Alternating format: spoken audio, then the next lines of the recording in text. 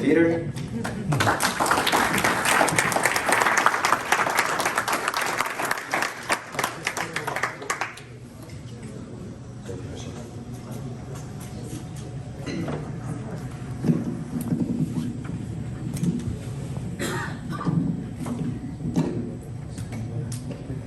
Assalamu alaikum, everybody.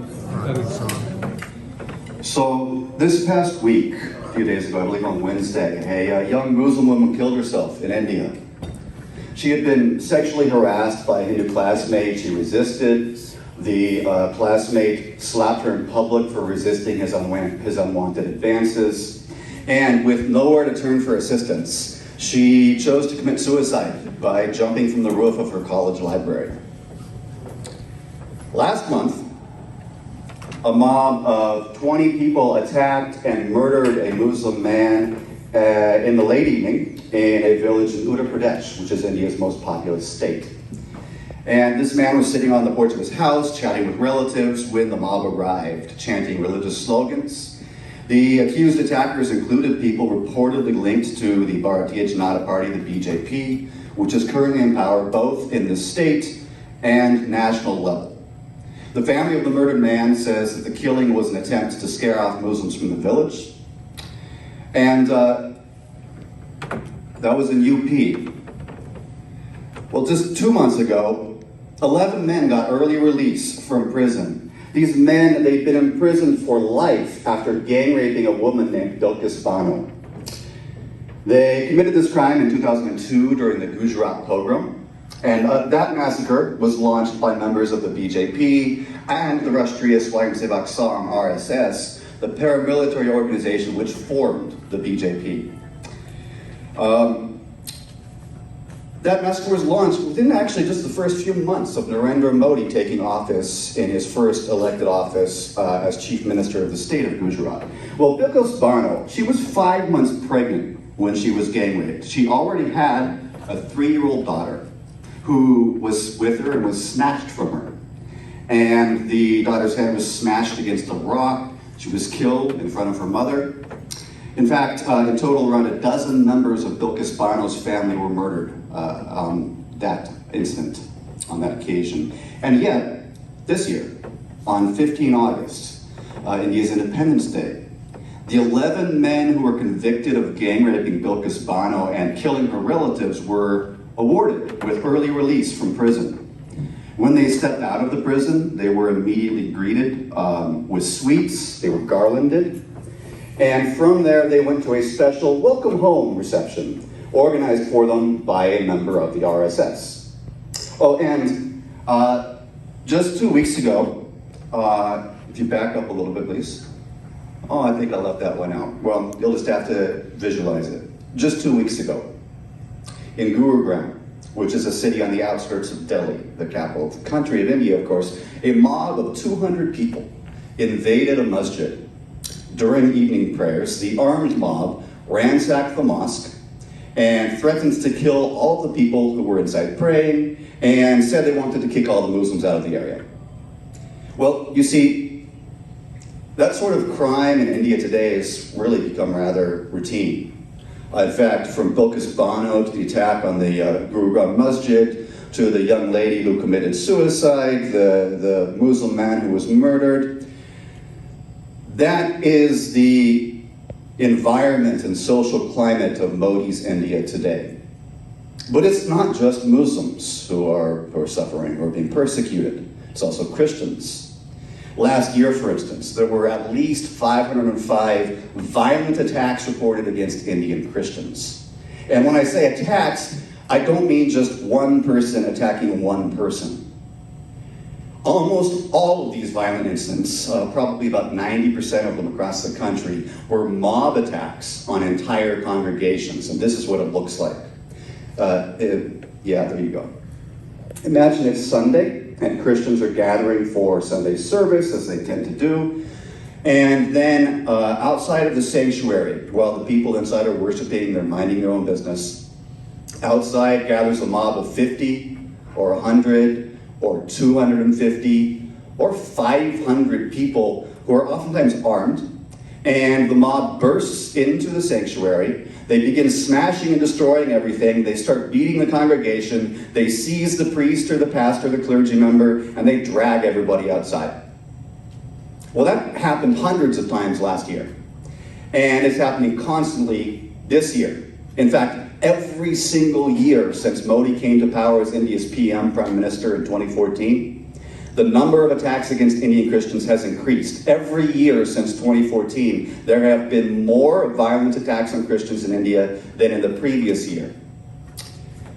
How bad is it? Well, in 2013, year before Modi came to power, India ranked 31st among the top 50 countries in the world where persecution of Christians is most severe, according to Open Doors USA, a nonprofit which focuses on monitoring these things around the world.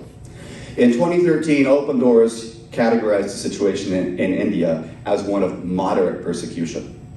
By 2015, 1 year after Modi came to power, India had moved up the ranking from 31st to 21st. In 2016, number 17, in 2017, number 15, in 2018, number 11, and by 2019, when Modi was re-elected to a second term, India had joined the top 10 countries where it's most dangerous to be a Christian. The persecution level now being ranked as extreme. This year, and for the past 4 years, India has ranked as the 10th most dangerous country in the world in which to be a Christian.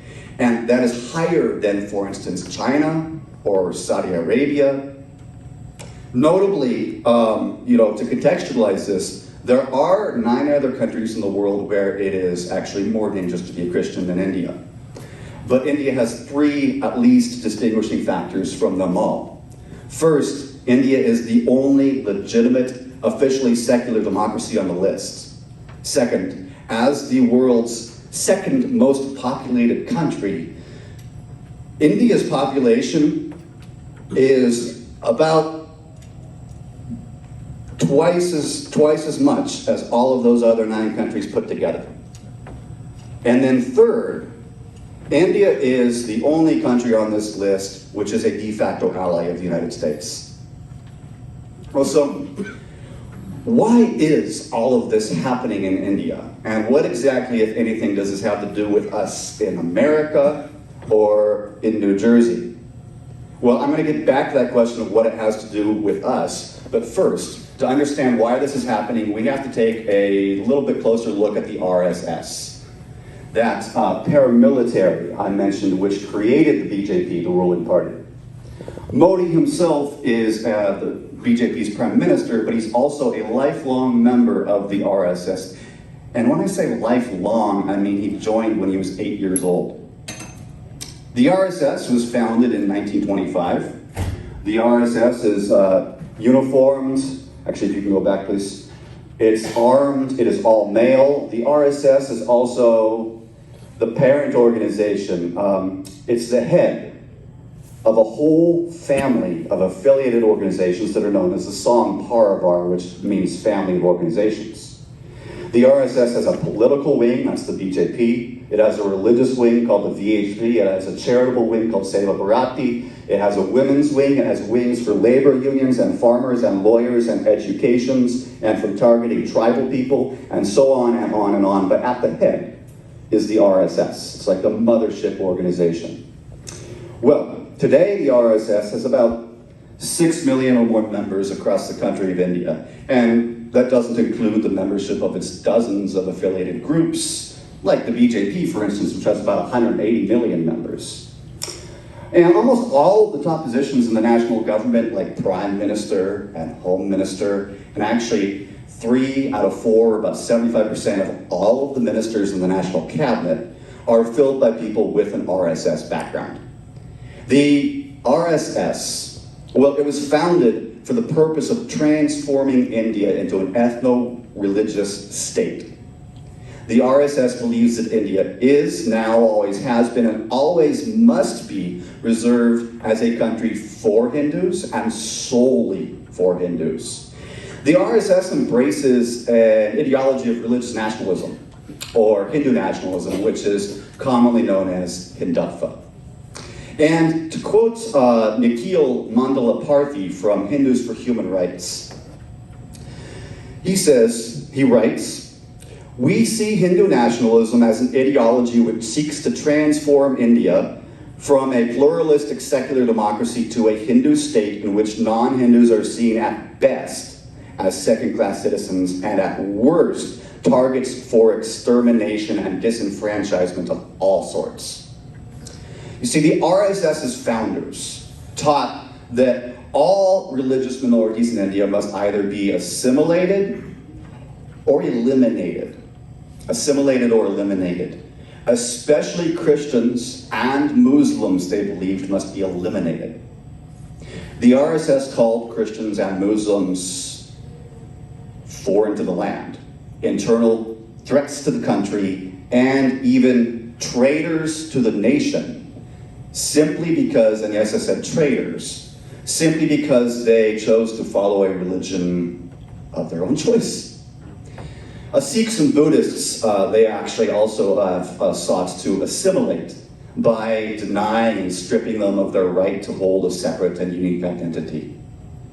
But Christians and Muslims, well, the RSS particularly hates them and basically wants to exterminate them from the country of India. And when I say exterminate, well, back in the 1930s, when the RSS was young and developing, its founders were actually looking with great admiration towards the original fascist movements in Europe. They even visited Mussolini in Italy, toured his fascist organizations, then came back and boasted about how, well, India needs fascist groups just like Mussolini has in Italy, but, you know, the founders of the RSS said the good news is we already have one, because the RSS is exactly such an organization. They also looked over at Nazi Germany and said, they saw what Hitler was doing, the way he was treating the Jews, and they said, you know, that looks like a great idea. We should treat Muslims in India the same way that Hitler's treating the Jews. Yes, the RSS's founders looked at the precursors to the Holocaust and decided that method, that model, was a good one to adopt and replicate towards India's religious minorities. And the RSS, unsurprisingly, in context of all that, is no stranger to employing violence over the 97 years since it was created. It has staged pogroms, that is massacres of religious minorities, mostly Muslims, but also Christians on small scales and large scales. Sometimes pogroms where they kill 20, 50, 100 people, and sometimes pogroms where they slaughter 2,000 people. It has staged assassinations. For instance, the first terrorist incident in independent India was the assassination of Mohandas Gandhi by an RSS member. It has staged terrorist bombings, and don't take my word for it. Ask the RSS members themselves. At least 2 full-time RSS members, one just a couple of months ago, have confessed that the organization was involved in a string of anti-Muslim bombings throughout the early 2000s.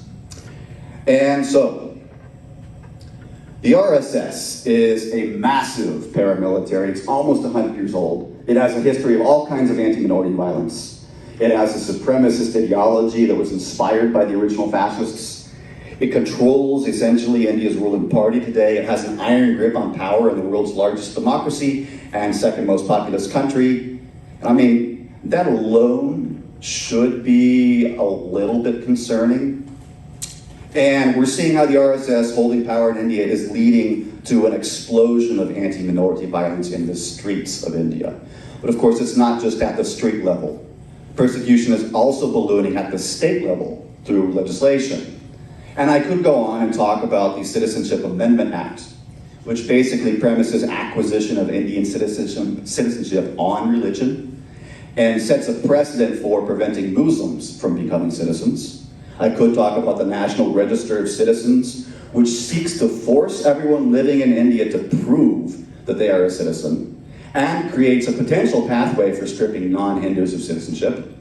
Or I could talk about the anti-conversion laws, which have now been adopted in over 1/3 of the states of India. Almost all of these laws were passed or updated only in the past 8 years after the RSS-BJP came to national power. Provisions vary, but these laws typically require that when somebody wants to convert, to change their religion, that they have to receive, they or the clergy involved in the conversion ceremony, or both, must inform and sometimes even receive permission from the local magistrate and undergo a waiting period of, in some cases, up to 2 months.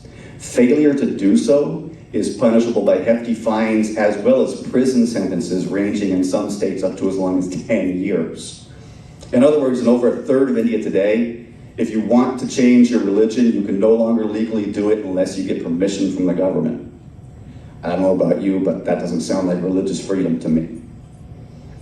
And I could also talk about the so-called love jihad laws, which have been adopted in several states and basically criminalize interfaith marriage without government permission. They're targeted primarily at Muslims and inspired by this crazy conspiracy theory that there's a huge problem with Muslim men deceiving Hindu women by pretending to be Hindu, getting the Hindu woman to fall in love and marry them, and then, surprise, surprise, revealing that they were actually a Muslim all along. It's called love jihad. It's those bad Muslim men are stealing our pure Hindu women conspiracy. And it's so widespread in India today that they've actually made laws against it. Basically, these laws are being used to prevent interfaith marriage. And I could go on and on. I could talk, for instance, about how journalists, activists, academics, social workers, and others, sometimes even elected officials, are being constantly arrested, oftentimes thrown behind bars for years, simply because they criticize the Modi regime, or the RSS, or the Hindu nationalist movement. But we would be here all night if I did that. So, all of that said, all that bad stuff is happening. We can lay it at the feet of the RSS. The RSS is, as I like to repeat, the world's oldest, largest, and fastest growing fascist movement. I mean, that alone should be a little bit concerning. But wait, there's more. You see, all this is happening literally, quite literally, on the other side of the globe, right? This is far, far away from here. And yes, we do have a humanitarian interest in it. But after all, it is on the other side of the world. Well, the rise of the RSS BJP and its continued increase actually touches very close home to us here in America. In fact, even closer to home, right here in New Jersey. Raise your hand if you've heard about the bulldozer incident in Edison. Well, then I'm sure most of you have heard about the now infamous bulldozer incident from August. In Edison, New Jersey, on 14 August, during an India Day parade, the parade included a bulldozer. The bulldozer was bedecked with pictures of Modi and of Uttar Pradesh Chief Minister Yogi Adityanath. In Hindi, on Yogi's picture was the phrase, Baba Bulldozer, like Daddy or Papa Bulldozer. Now, I've talked about how a foundational ideological aspect of the RSS BJP is its devotion to transforming India into an exclusively Hindu nation where all minorities, but particularly Muslims and Christians, are either subjugated or eliminated. The bulldozer has increasingly come to symbolize that goal. Under Yogi's regime in Uttar Pradesh, in particular, the machine is being used to routinely and extrajudicially demolish the homes, businesses, religious sites of Muslims, particularly those known for dissenting against Yogi. As the New York Times reports, bulldozers have become a symbol of oppression. As France 24 explains, bulldozer justice is now perceived as an example of an unlawful exercise of collective punishment. Meanwhile, Yogi, in campaigning for re-election, has actually embraced the term Baba Bulldozer. So inclusion of this bulldozer in the India Day Parade at Edison represented, back to the bulldozer please, represented an open endorsement of one of the BJP's current most egregious anti-Muslim tactics. And it sent a very clear message. Indian minorities are unwelcome in New Jersey as they are as unwelcome in New Jersey as they are under RSS BJP rule back in India. In the words of the New York Times, to those who understood its symbolism, it was a blunt and sinister taunt later likened to a noose or a burning cross at a Ku Klux Klan rally. So the bulldozer got a lot of attention, and deservedly so. But there were some other important elements of the parade that got a lot less press coverage. There was, for instance, a national spokesman for the BJP, serving as the Grand Marshal of the parade. And no, not an ambassador or a consul or some Indian government official, a spokesman for the ruling party. In other words, the parade, which was billed as a celebration of India's Independence Day, was a partisan political event from top to bottom. And that bulldozer, well, marching in front of the bulldozer was a contingent of the Overseas Friends of the BJP, or OFBJP. The OFBJP is the international wing of the BJP. They are an organization founded to provide propaganda, international foreign support for the BJP. They do this both by propagandizing for the BJP internationally, as well as actually returning to India to work in campaigns to get the BJP elected. And what does this look like? Well, back in 2014, when the BJP was first elected in India, here in America, the OFBJP was holding training camps for its volunteers. They organized phone banks consisting of hundreds of people who sat on the phone in America and called voters in India to tell them to vote for the BJP. And then they also organized about 2,000 or more volunteers to actually fly to India, spend weeks or even months there and physically in-person campaign for the BJP. In other words, thousands of people from America, a lot of them apparently US citizens, not Indian citizens, traveled to India to interfere in that country's election. Well, the OFBJP was formed in the early 90s. It was in operation for almost 30 years, and it did its part to help get Modi elected. It was originally registered as a nonprofit organization right here in New Jersey. But in 2020, alongside rumors that it was under investigation by the Department of Justice, it finally registered as a foreign agent in America. Okay, so you remember the Sangh Parivar, that family of organizations with the RSS at the head? The RSS on top, with all these affiliated groups, including a political wing, a religious wing, etc. So the BJP has an international wing called the OFBJP. Well, the RSS also has an international wing called the Hindu Swayamsevak Sangh, or HSS. And actually many of the RSS's affiliates, many of these organizations within the Sangh Parivar, they all have separate affiliates, international affiliates here in America.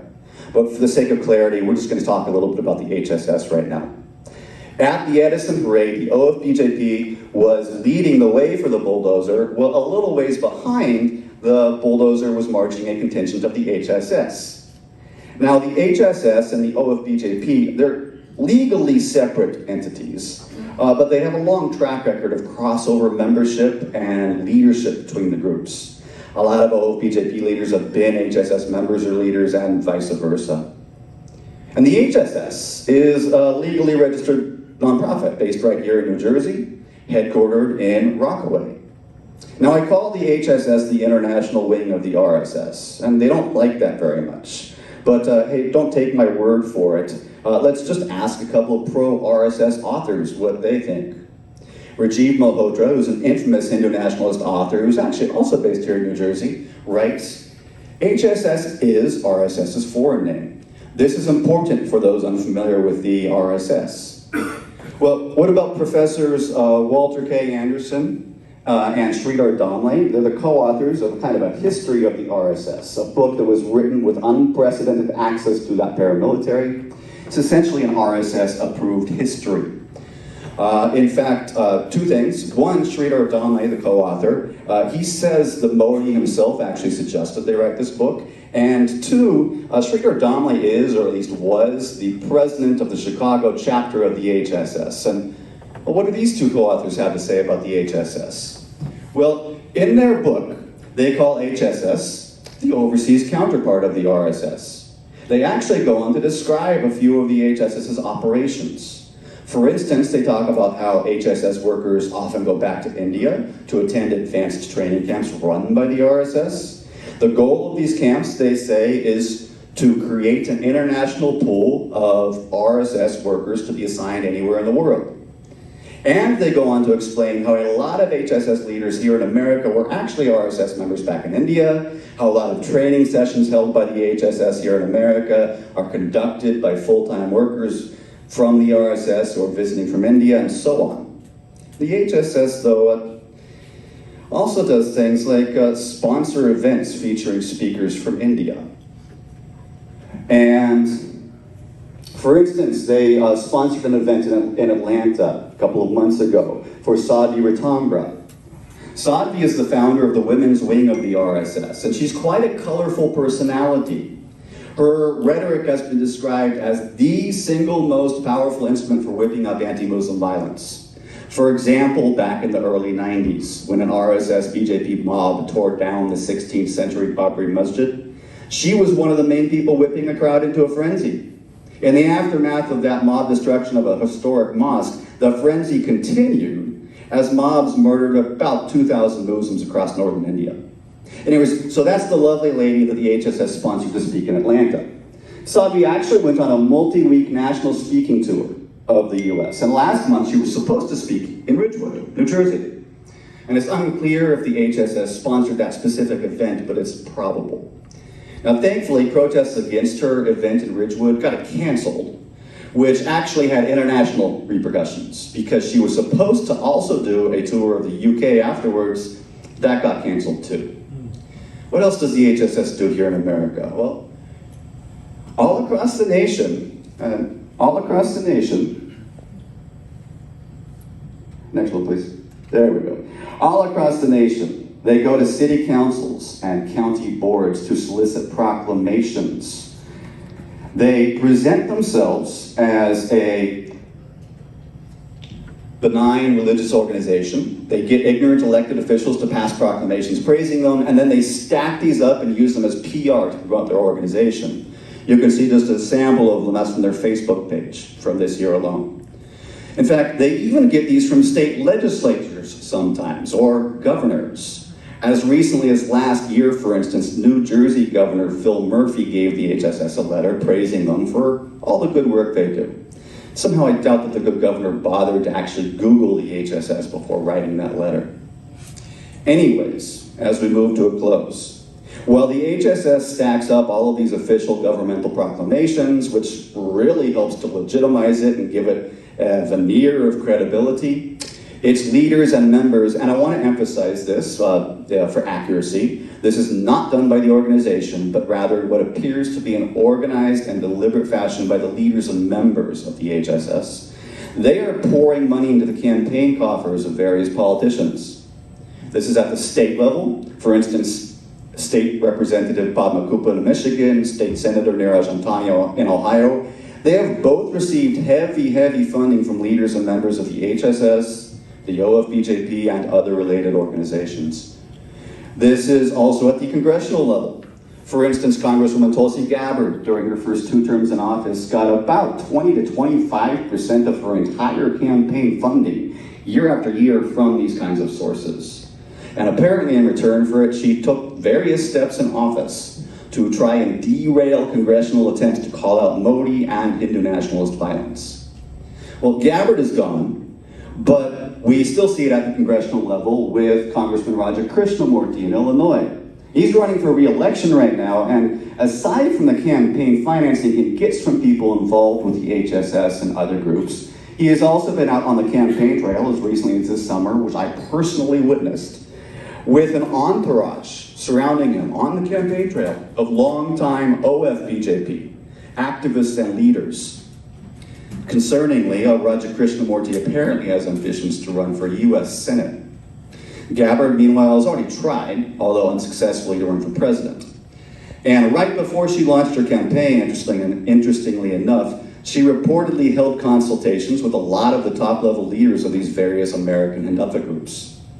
Well, beyond that, there are now 3 people, all appointed this year, 3 people with various kinds of ties to American Hindutva groups who've been appointed to roles in the Department of Homeland Security. The most recent person appointed just a few weeks ago is actually on the board of directors of the HSS here in America. So thankfully, there are not a lot of politicians with these kinds of ties who currently hold office or who have been appointed to various departments, like I mentioned, the DHS. But the ones who are out there are in positions or have been in positions of pretty deep influence. Tulsi Gabbard, for instance, was at one point the #2 person in the Democratic Party. And Krishnamurti in Illinois, well, he sits on the House Intelligence Committee with access, he's privy to privileged information. Then, of course, there are the people now serving as advisors to the Department of Homeland Security. So, the situation in India is reaching crescendo levels of crisis.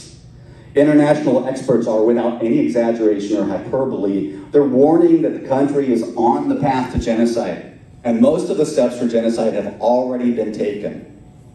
All that is left now is for the violence to break out on a more systematic, and sustained level than what we're already seeing.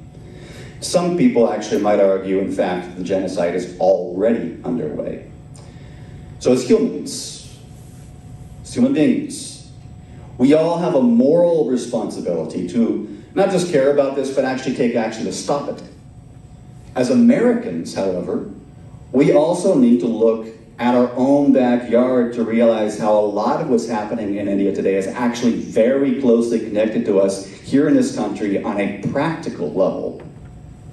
The regime back there in India, for instance, got into power with the helping hands of thousands of activists living here in America. Efforts to hold that regime accountable for human rights violations are constantly being opposed and sabotaged by various entities right here in America. And what is even more frightening is that the hate being spread there in India is being actively reproduced right here in America. Here in New Jersey, in fact. As we saw with that bulldozer in the parade, or with Sadhya Ratambra being scheduled to speak up in Ridgewood. In closing, I'll quote Dr. Audrey Trushka from Rutgers University here in New Jersey, who says, Hindu nationalism is threatening American multicultural values. If you like diversity, if you believe people who are different and who follow different religions should live together, and that we are all Americans, Hindutva is a threat to that. And it is growing, it is not going away, it's likely to get worse. Hindutva is a threat in India and in America.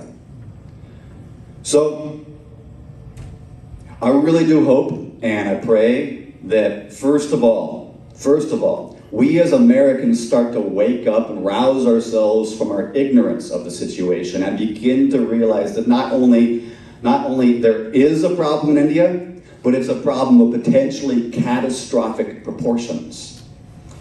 And I hope and I pray that once we've acquired a little bit of knowledge and understand the gravity of the situation, we will be willing to stand up, speak out, and do something to both help those who are suffering in India and also to oppose those here in America who support the brutal fascist regime back there in India. Thank you.